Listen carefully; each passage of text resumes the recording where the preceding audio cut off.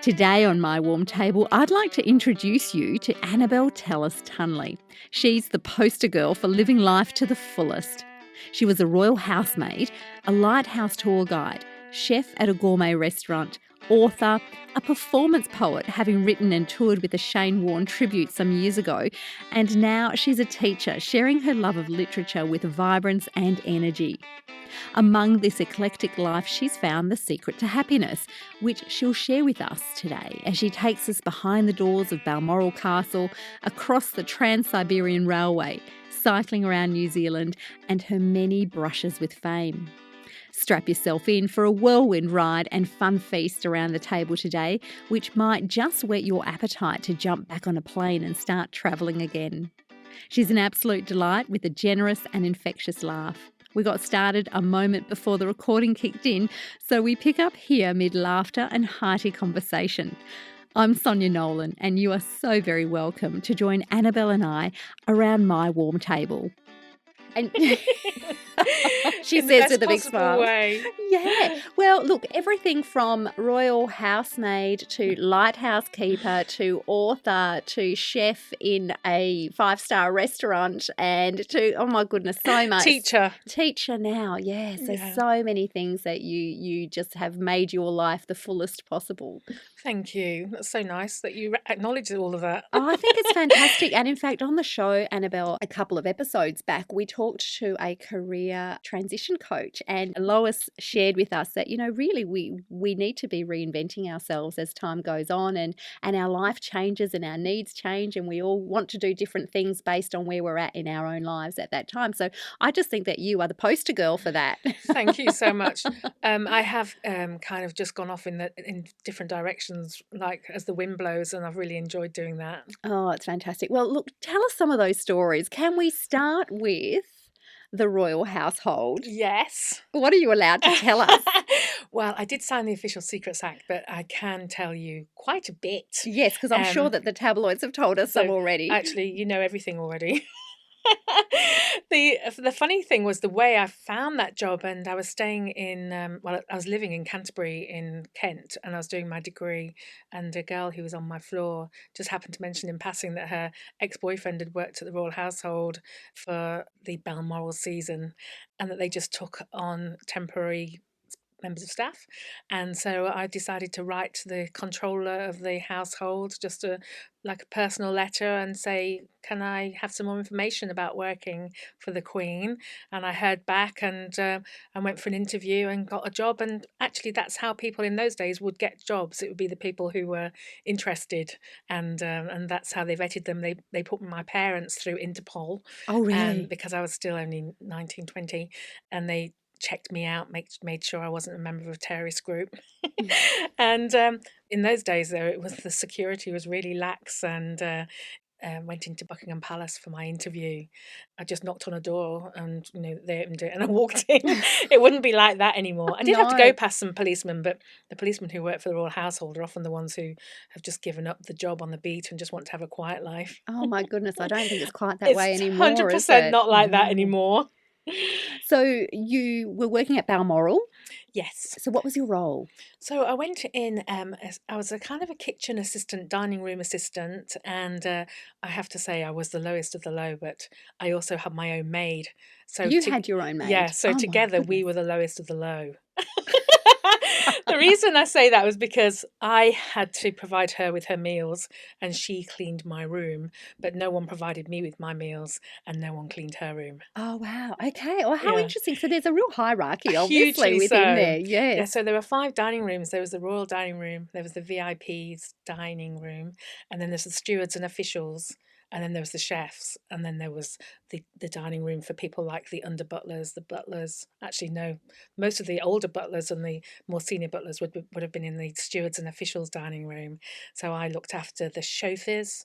These are all the under chauffeurs, the under butlers, the housemaids, and the people who were sort of on the level just above me. But also I did get to look into the other dining rooms, because first thing in the morning I pushed porridge down a long dark corridor and decanted it into decreasingly beautiful tureens, starting with the one in the royal dining room and going all the way down to the others and finishing off in the staff dining room. Oh, so just let me just try and process all of this. So you were a maid to some of the other staff members that were in the royal Yes. household, Yeah. right?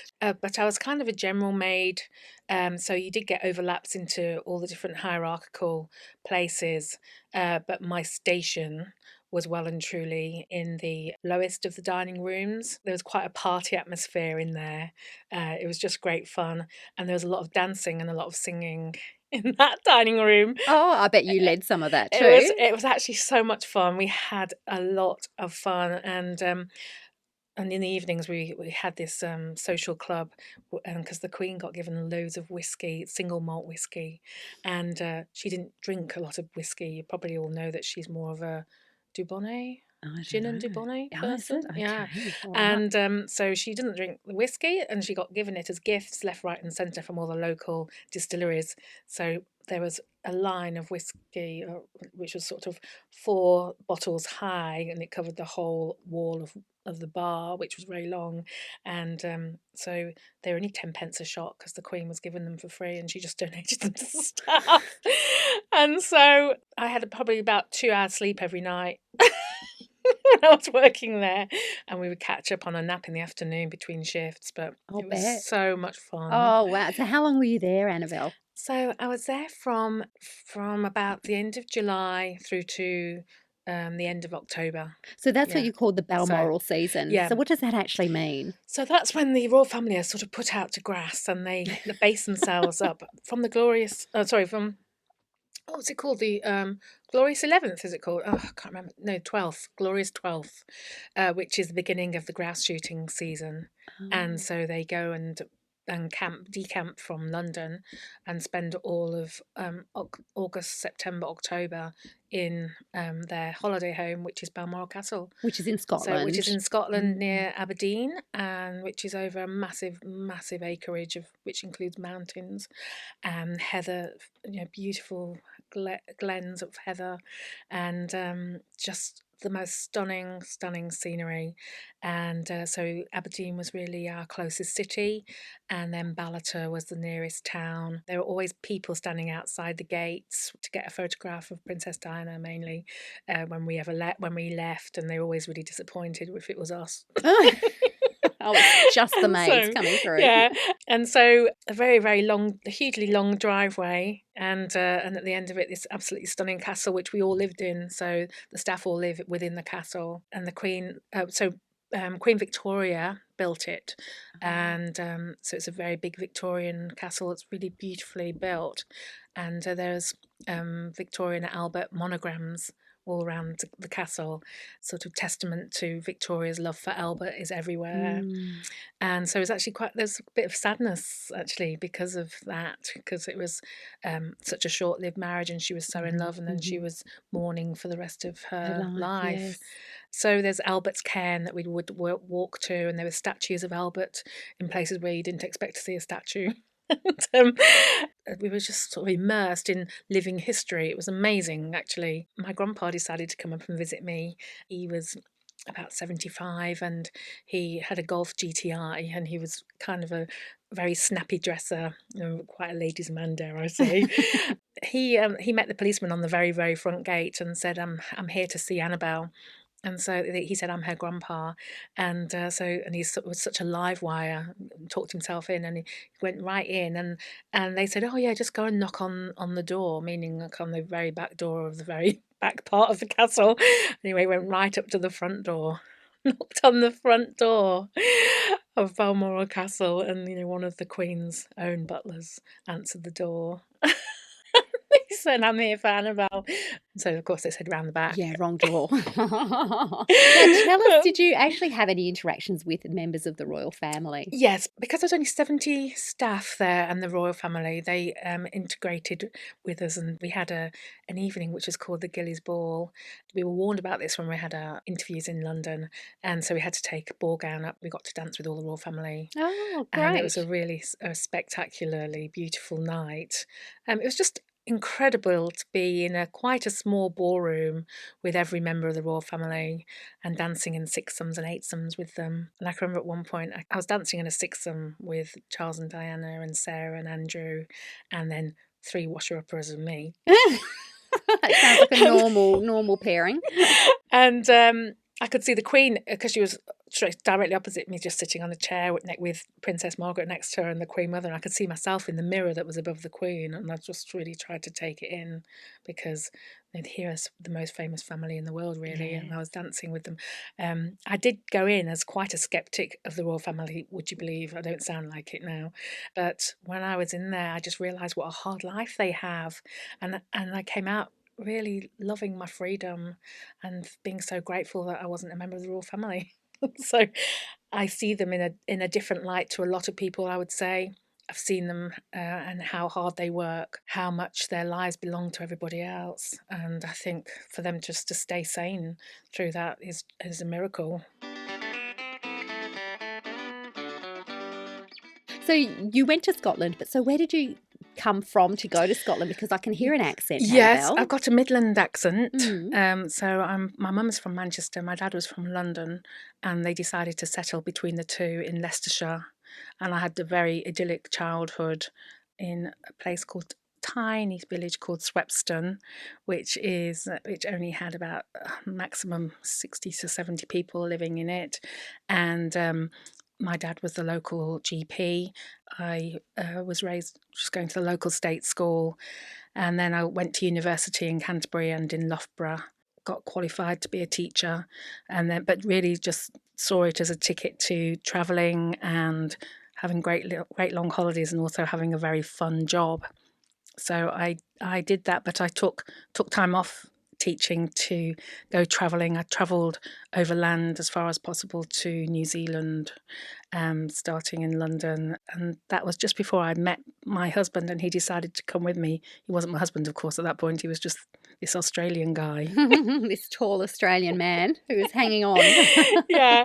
So we went on the Trans-Siberian Railway down to Beijing, and then travelled surface as far as we possibly could to New Zealand, and then cycle around New Zealand, and then we actually did fly back all the way to London via America. I have a nut allergy, and in New Zealand I had a nut incident, and eventually that cut the whole round the world trip short. Oh dear. Yeah, so I had to eventually come home because of the healthcare in America was so poor. It's interesting that not every country understands nut allergies. Yes. I'm still here. You are. I think my near-death experiences with regard to nuts might be the reason why I had a bit of a crazy life, because nuts are everywhere, and I managed to dodge it so far. Yeah, gosh. Tell us more about those travels. Those travels, across the Trans-Siberian Railway and into Beijing. So I realised kind of that I was on a short time frame before I had children, and I just knew that there's travel you can do with children, and there's travel that you can't do with children. And I knew that the sort of travel that I wanted to do was definitely without children. And so when I was about 27, I decided to plan a trip on public transport as far as possible to my cousin's wedding in Auckland, because I had time, because I was a teacher. You can take a term off. I was working in London, and I had the money to buy the ticket. And I thought, well, if I've got the time, I might as well spread it out and go as far as possible overland. So my husband and I'd known him for 3 months because I was already going when I met him, and he said he'd like to come along, and we said, oh well, if we don't get on, we'll go our separate ways. I think my parents breathed a sigh of relief that I was actually going with somebody else. Yeah.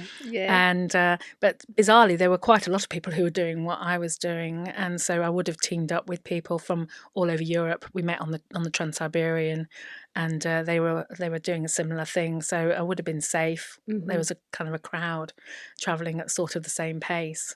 We spent quite a lot of time in China, and really loved the Chinese interesting way of life. Yes. It was like being on the moon in some ways. Everybody was on bikes in those days, not so now. So when are we talking the 1990s? So 1996, going into 97. Yeah, came home in 97. very quickly got married, had the first baby, and then just now coming out of that whole family thing, because my Life changed. because my son is nearly 16 and suddenly getting this sense of freedom, which is so lovely. So you've got more adventures planned then for this next phase of life, Annabel? 100%. So 100%. yeah, Good. I want to go to Northern Ireland. Want to go to do the Camino, and some more travel. We have travelled with our children for a year as well. We went around Europe. We went to 13 European countries in a caravan. Oh wow, fantastic! But when you're travelling with children, it's quite different. And the one thing we remember is just thousands and thousands of games of Uno. Yeah. Uno's a lifesaver, isn't it? And we all knew what each other had in our hand by the back of the Uno cards. You knew them so well. Now, you've got lots of other standout memories. I have been doing a little bit of homework on you, Annabel, because you intrigue me. And I know that you've had a brush with lots of interesting characters in our world and in our history. So not just the Queen and the royal family, but also Nelson Mandela. Yeah, Nelson Mandela. Well, yeah. How unbelievable was that? Well, you tell me, because it's just crazy. It was so crazy. Just before we got married, I was wearing this lovely Karen Millen suit. I don't know whether you know Karen Millen, amazing designer based in London, because I think it was my going away outfit for my wedding, but I bought it out to go to our friend's 30th birthday party the week before our wedding. And you know how it is before you get married, your eyebrows look amazing, your legs are amazing. You're just at the best stage of your life. Exactly right. My hair was like long, black and glossy, and I'd lost about 3 stone. Sorry to laugh so loud. And so I looked amazing, and I was standing on this street corner in Islington waiting for Martin, my husband, to turn up for us to go to Lewis's birthday party. And a policeman rode up to me on his bike, and I thought, oh, what have I done? And he was on his motorbike, and he said, and he took his helmet off, and he came right up to me and said, if you go and stand outside that cinema, Nelson Mandela is going to get out of a car and you can shake his hand. Oh, how crazy. It was so crazy. And the craziest thing of all was that the policeman would never have known that part of my degree was African literature. Right. And so I knew so much about Nelson Mandela, and I'd been campaigning for his release. On the day it was announced that he was going to get released, I spent the whole day crying and was part of this massive party for his release, and we were all singing Free Nelson Mandela and at university. And so for me to actually meet him, it was not lost on me. Yes, absolutely. So were you able to speak to him, or you just were allowed to shake his hand? I was just allowed to say welcome to London and shake his hand.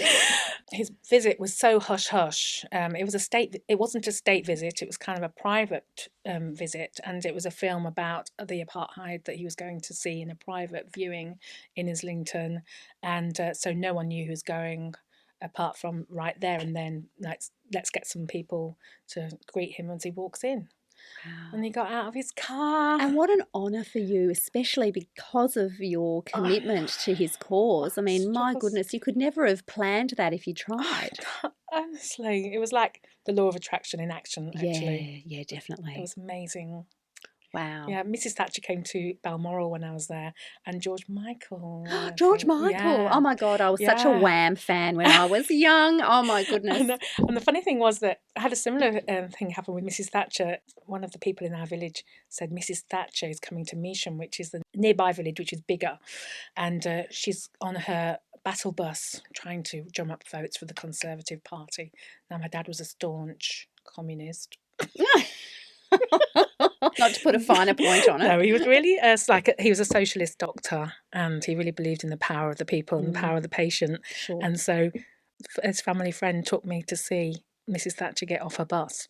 And then he took me over to her, and I took my autograph book with me. I was having a day off school, and so I happened to be at home on this particular day. So I was the only child seeing Mrs. Thatcher get off the bus. And so I was taken to meet her, and I got her autograph. And went home, of course, and told my dad who I'd met, and he was absolutely livid. Oh, he's not impressed with that autograph. You didn't get her to sign it to your father's name, did you? That would have been a bridge too far. No. And then, did you hear about Boris Johnson when I met him? I did. So tell me the Boris Johnson story. Martin, my husband, was working on in Paris for this particular New Year's Eve, and he was working through the night, so there was no party. And my daughters were only 2 and 4, and so they were crawling the walls because it'd been snowing outside, and they just wanted to go out in the snow. We'd been out in the snow, but of course it had all settled at this point. And so it was 9 o'clock at night, and I could just see from the hotel window that the trampolines with their floodlights were on in Paris. And so we walked over to the Tuileries Gardens where this trampoline park was, and we were the only people because it was New Year's Eve, but it was still open. And so my girls were bouncing on these trampolines, and I was sitting there in the falling snow. And then this man came and sat next to me. And to cut a long story short, we were talking for about half an hour, and I thought, this is the poshest man I've ever met. What did you talk about? So at the time, we were talking about Paris, talking about the reason that he'd walked out of his flat with his 4 children. So he wasn't staying, he said, I'm staying in the Telegraph flat. I didn't know what that was. Well, I didn't realise he meant the British newspaper, the Telegraph flat. So he just said, I'm staying in the Telegraph flat, and I'm out here with my 4 children because my wife has thrown me out. And he said, have you got a happy marriage? What an interesting question. I know, what are you doing here on New Year's Eve with 2 girls, 2 little girls on a New Year's Eve falling snow night? And so I explained that my husband was working, and you were very happily married. Thank you very much. And but I had to reiterate that several times. So we'll leave that there. Apart from, he did stand up. He took his hat off because he had a big hat on, so it covered most of his face and his hair.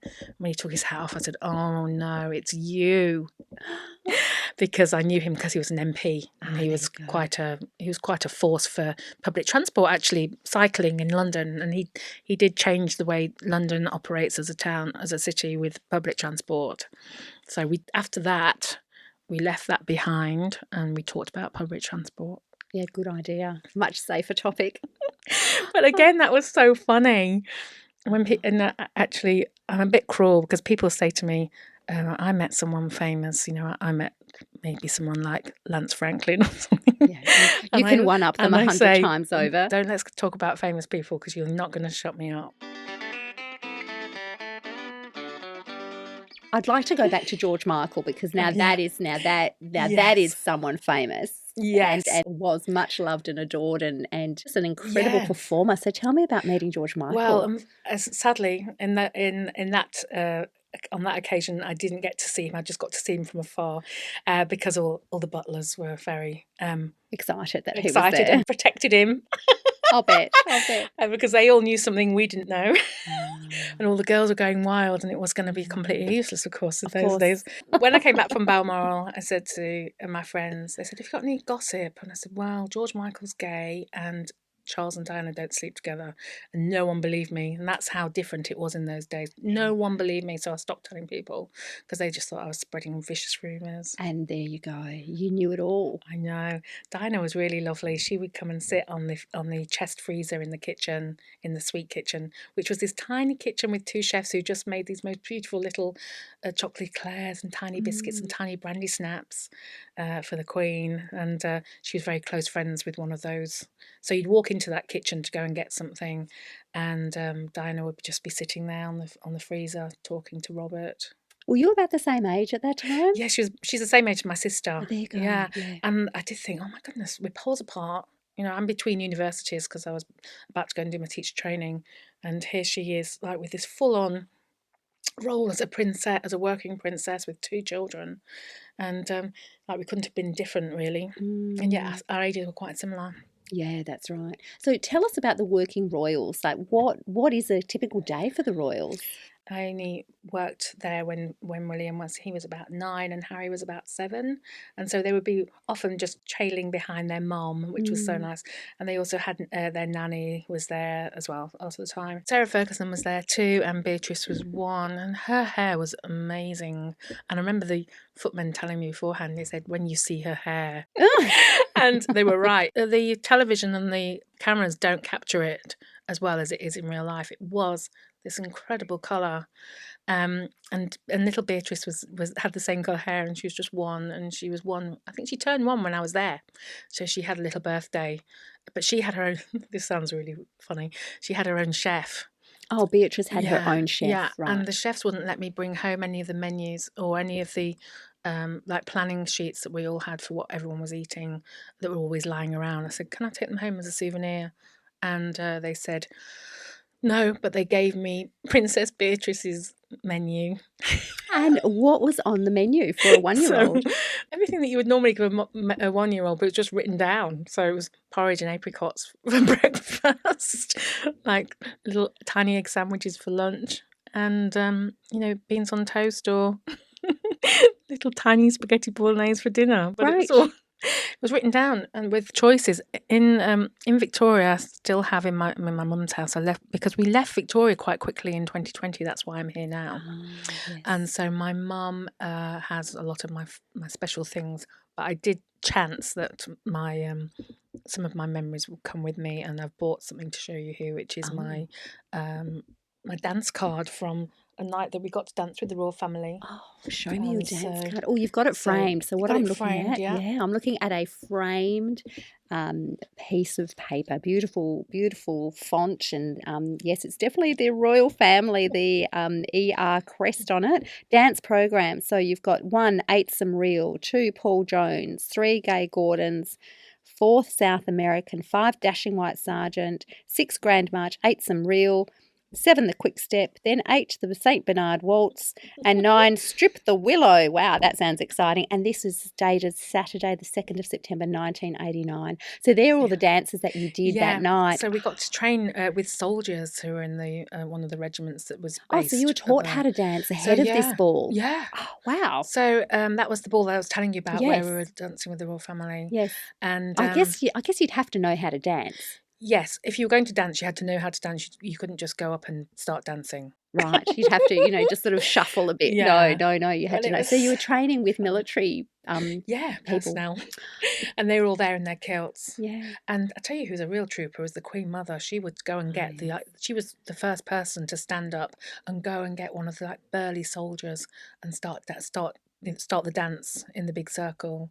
What a sight that would have been. I know, and actually I was warned beforehand by the footmen that that's what would happen, and she did do that. She was incredible, and they with their great big boots. And I remember reading in the newspapers that she'd given up dancing when she was about 97 because she kept getting her toes stepped on by great big boots.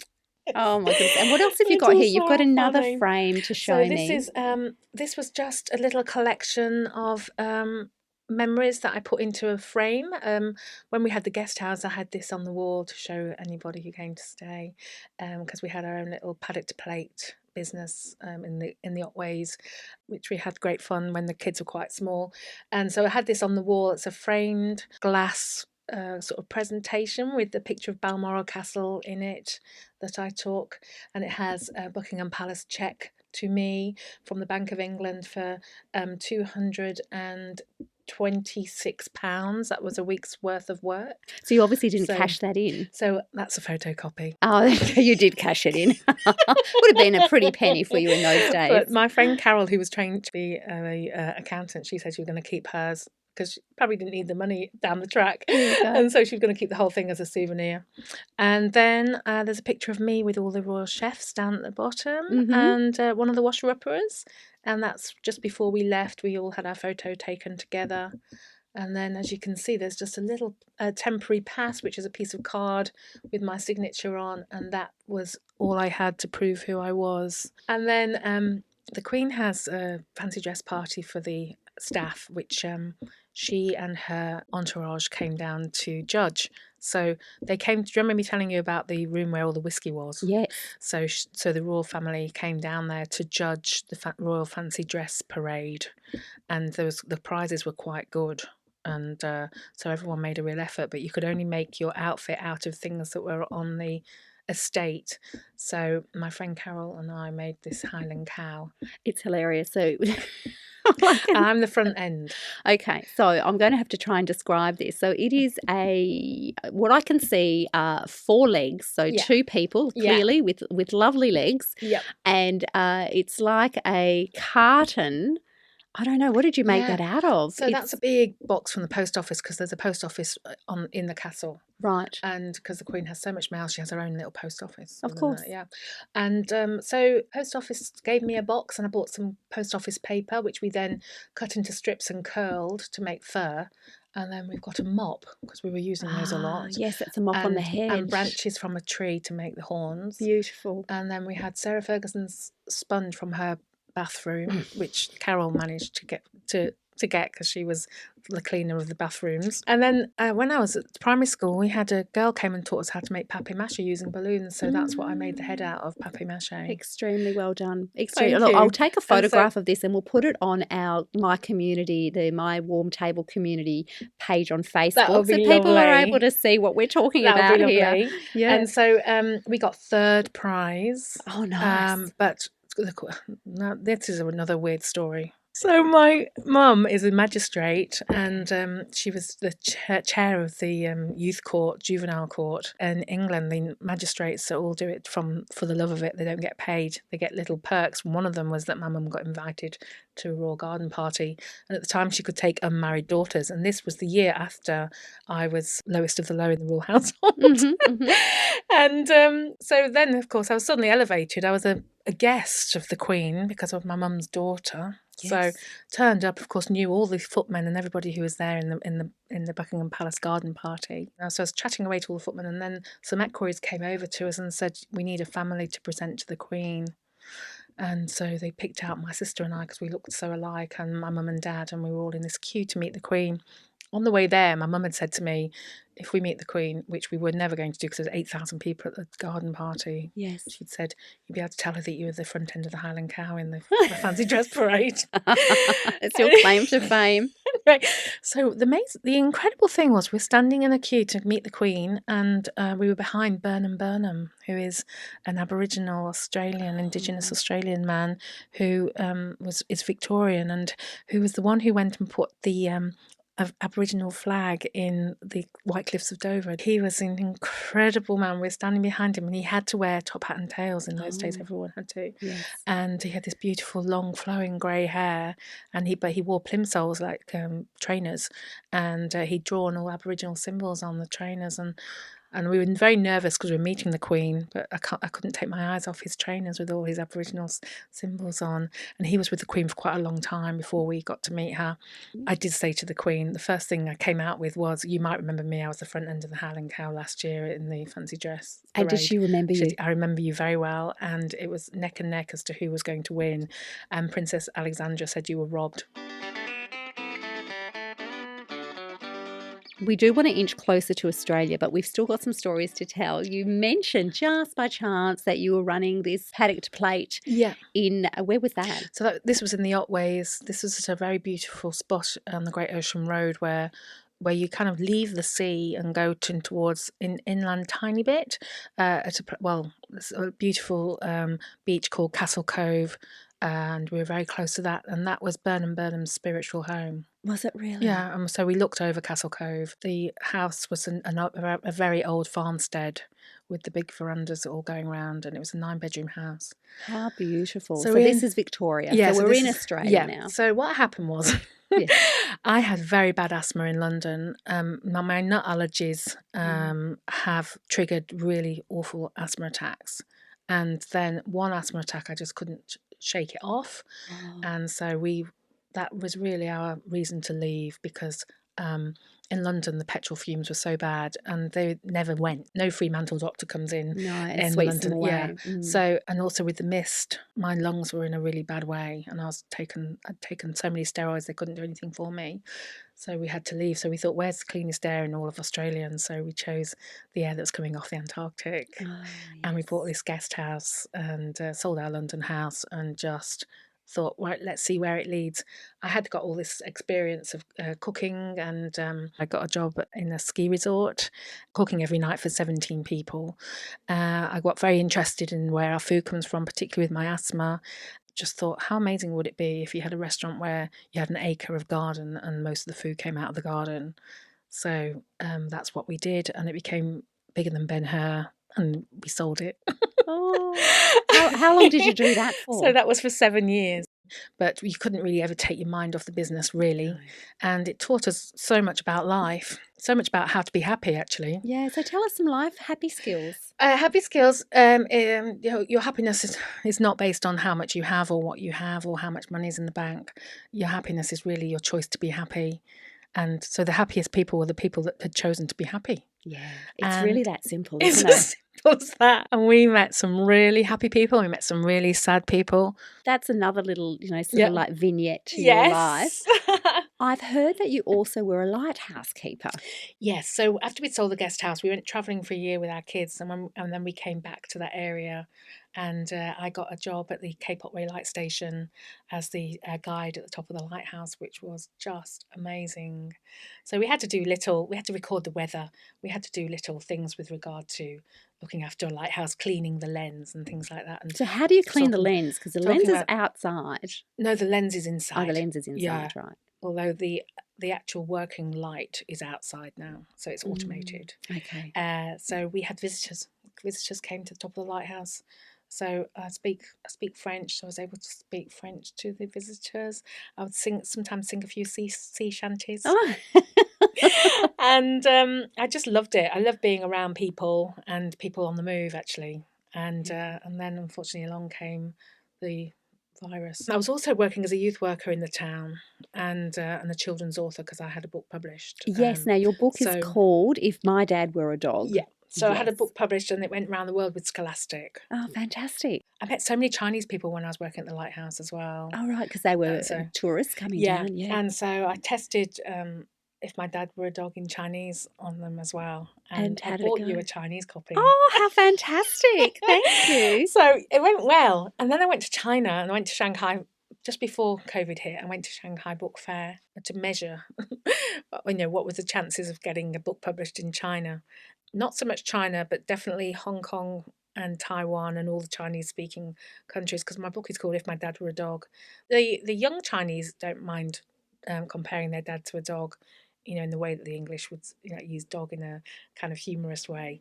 But the older Chinese think it's really disrespectful. Yes, understand. Yeah, you've got to be careful of those cultural sensitivities, don't you? So what does it translate to in China? So it's Rugua Water Baba Zizi Gogo. And what does that mean? So it's the same If My Dad Were a Dog. Oh, so you kept it in that same way. So I kept it because I'd got all the original illustrations and the book's so bright and cheerful.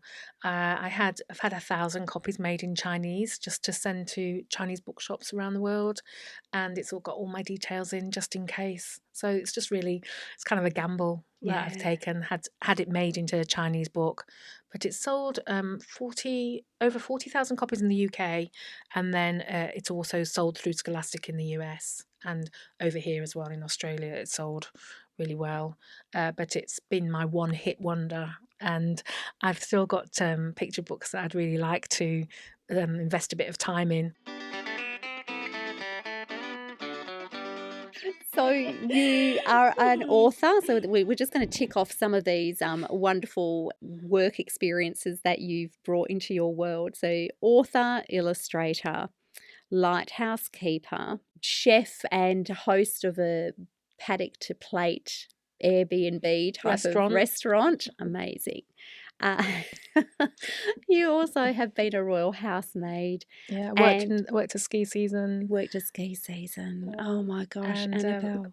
Performance poet. I haven't even touched on that. Oh, tell me about performance poetry. So I write a lot of poetry, and I had a notion that what would it be like to write a poem about Shane Warne? Oh, yes.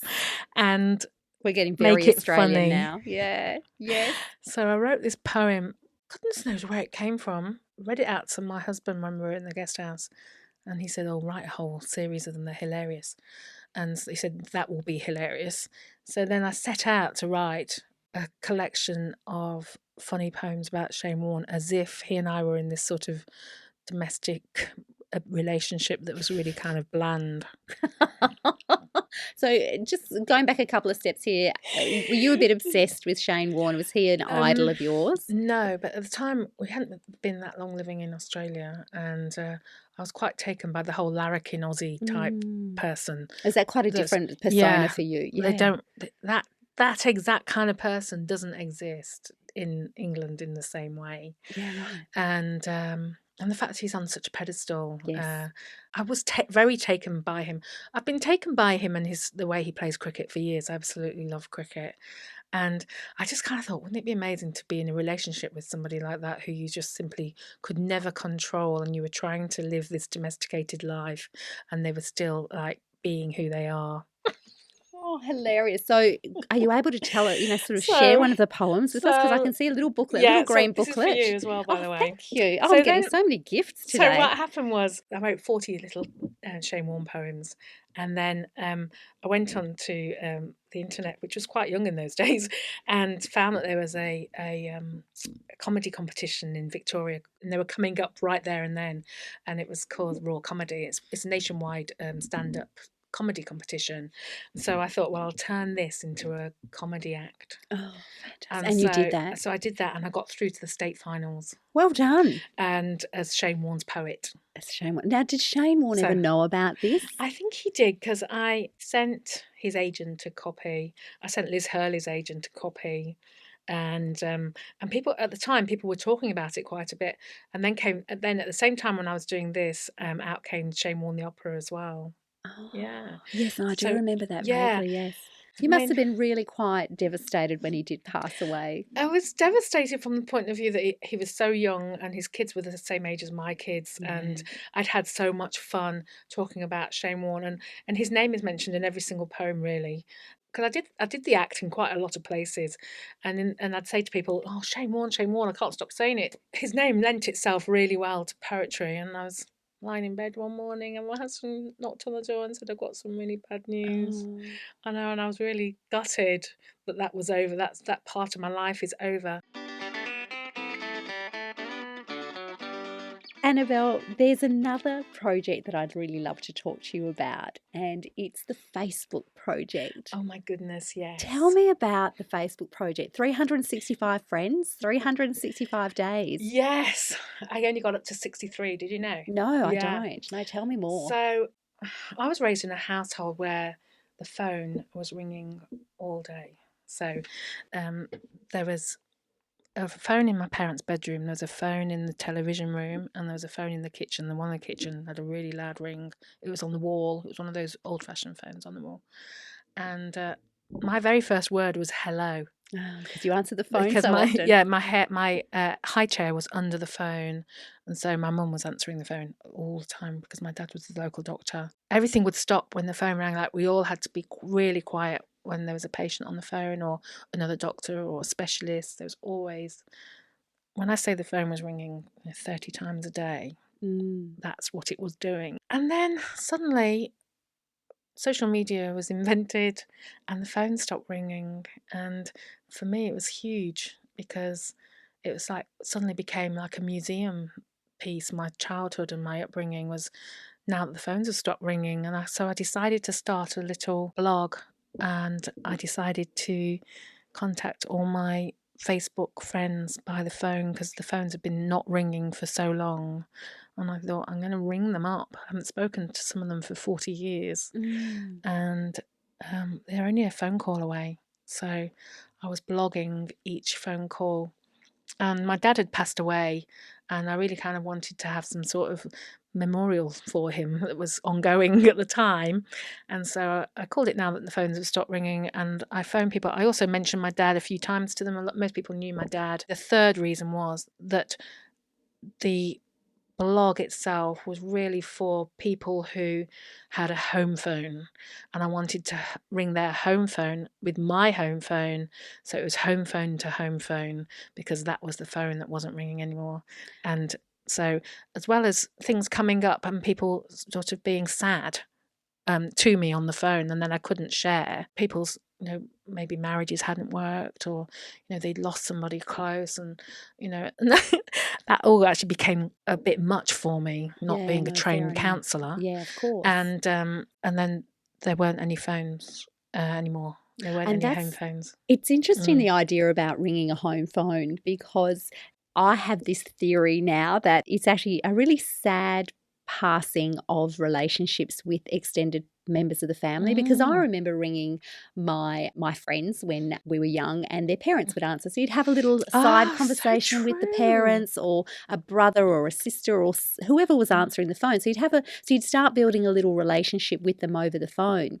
And even sort of early in my marriage here, we had still the home phone, and so you'd be incidentally talking to your in-laws or your brothers-in-law or sisters-in-law or whoever you were, ringing, again, who was passing by and answered the phone. Now you go direct to direct. You to ring somebody's mobile phone, and you're no longer having those side conversations and building those incidental relationships with other members of your family. And I personally find that really sad.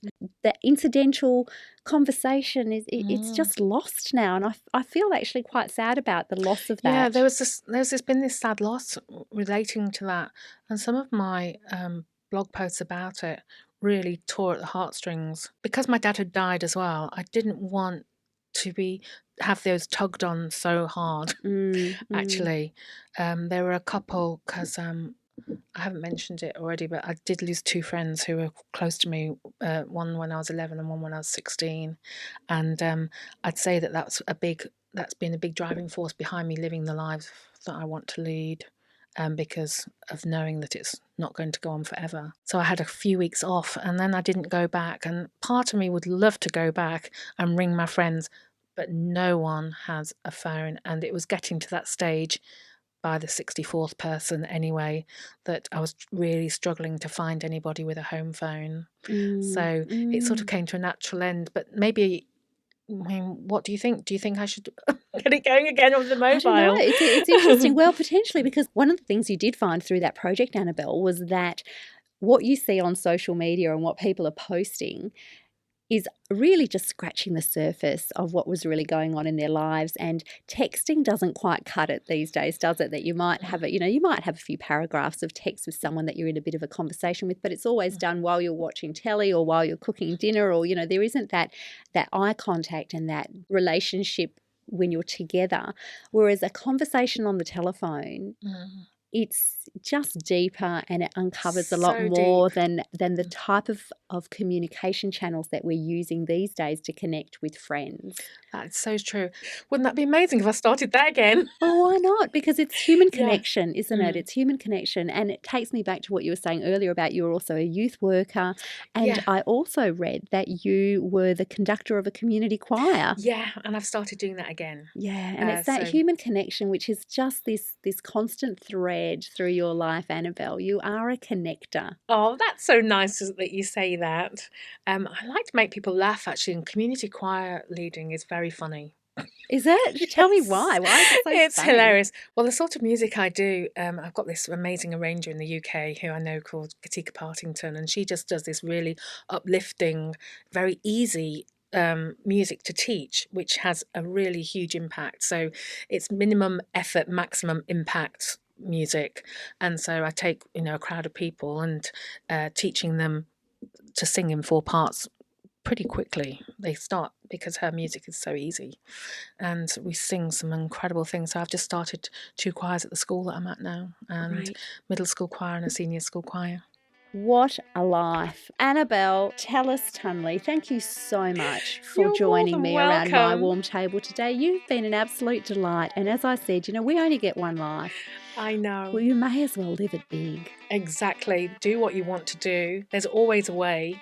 Just do it. And it's not about saving for the next biggest house or waiting for a rainy day to come along when you actually just live now. You've been listening to My Warm Table with Sonia Nolan. In Italian, a tavola calda is a warm and welcoming table where you can share big ideas, friendship, laughter and life. So much happens around the kitchen table, and I wanted to amplify it here in this podcast. My aim is to feed your mind and soul through smart conversations with heart. No topic is off limits, but good table manners rule. I hope you'll join us each week as we set the table for my extraordinary guests who will let you feast on their deep knowledge, life experiences, and wise insights. Let's keep the conversation flowing. Please subscribe to the My Warm Table podcast and share it with your friends and networks. Perhaps if they're new to podcasting, take a moment to show them how to download and subscribe so they don't miss an episode either. I'd also love you to join our community on Facebook. You'll find the group at My Warm Table Podcast. Your support is very much appreciated so that together we can eat, think, and be merry.